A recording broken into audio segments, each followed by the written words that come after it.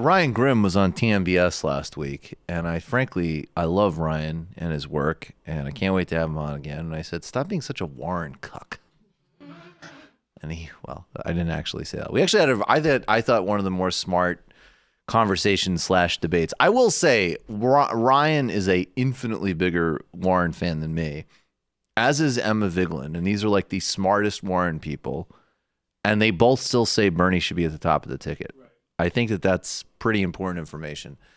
Here's Ryan Grimm, though, who is just, he's obviously, his politics are of the left, and he's a progressive, and he's quite open about that. But he's also, he is first and foremost a very serious reporter. So him laying out the reality of the just complete media erasure of the Bernie Sanders campaign on MSNBC with Chris Hayes, who of course is the only one who treats Bernie with some fairness on MSNBC, is significant. The Sanders event, Ryan, was in this context, you said, of the sort of plateau. And I think that the one kind of consistent polling story we've seen over the last 3 months is that Elizabeth Warren has gained across polling. That the challenge for the Sanders campaign, and I thought it was interesting them doing the event where they did it with the numbers they did, is that his challenge is just building out from the core they have. They obviously have a core of supporters extremely devoted. But I thought the last part of riff of his speech was about fighting for people that don't look like you, and seemed to me a rhetorical leaning into the idea of addition to the coalition in a way I hadn't quite heard him make the case before. That's kind of been their kind of underlying case the entire time. Pause. And the good news. I'm sorry. That's Ryan very politely saying, you don't sound like you've been watching the speeches. That's certainly what it sounds like to me. Bernie, yes, that's a new formulation, but that's been the campaign from day one. How would that follow? There are lots of different kinds of people in the Bernie coalition already fighting for people who aren't like them. Well, what part of that implies that it's too small? That's always erased. And it's been part of socialist politics for ages. The case before. That's kind of been their kind of underlying case the entire time.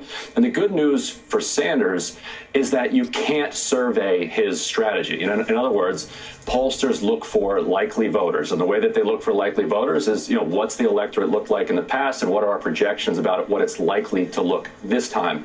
Whereas Sanders is trying to change the complexion and the face of the electorate. So he's trying to organize enough people and inspire enough people in Iowa particularly, to come out and caucus for Bernie Sanders. He's running up against this huge problem, though, that I mentioned earlier, of this media blackout.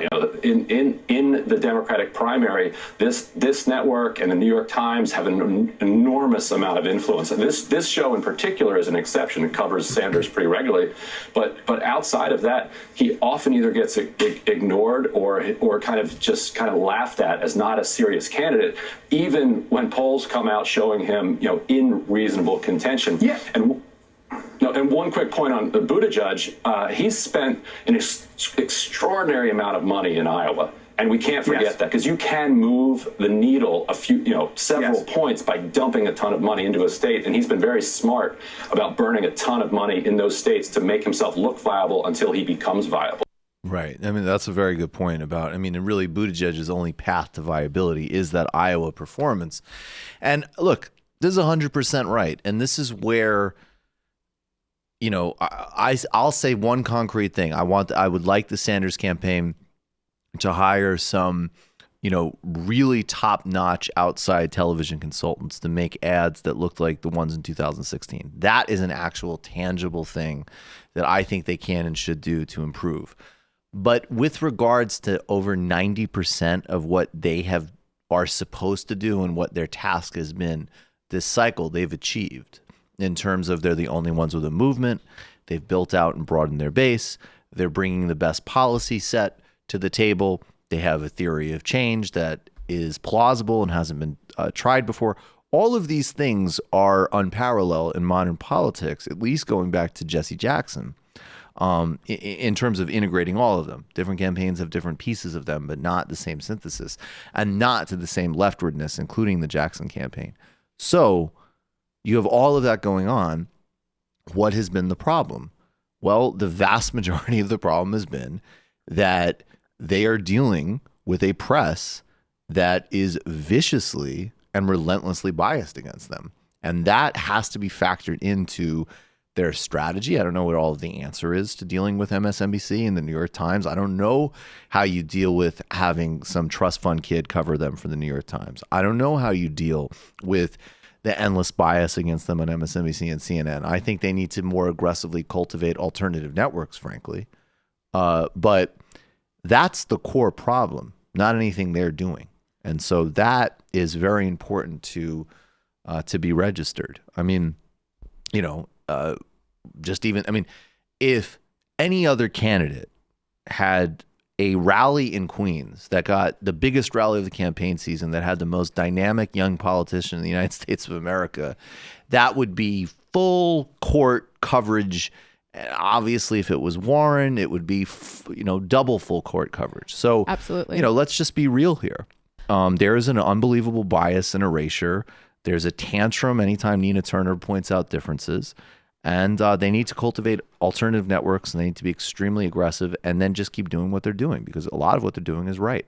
So I have a question. Mm-hmm. And that question is, how much do you think this mainstream media blackout is ultimately going to hurt Bernie's campaign, considering the majority of people, I think the majority of working class people in this country, I'm not totally sure about this, don't trust corporate media?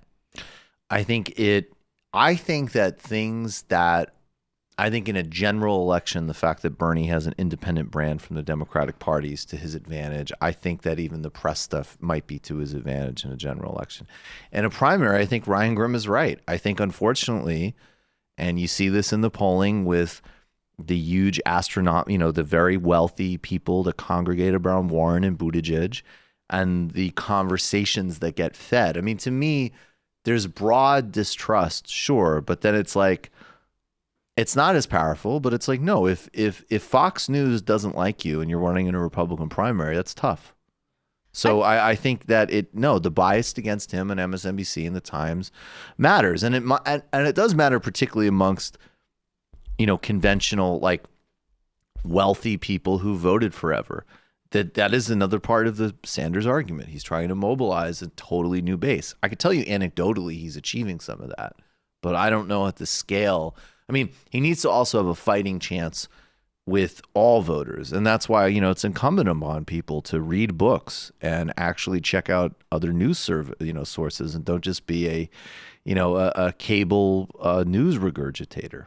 Well, if you're watching this show, then clearly you're doing something right. Absolutely. No, I mean, independent news is legitimately important. And frankly, I think Bernie should be doing appearances.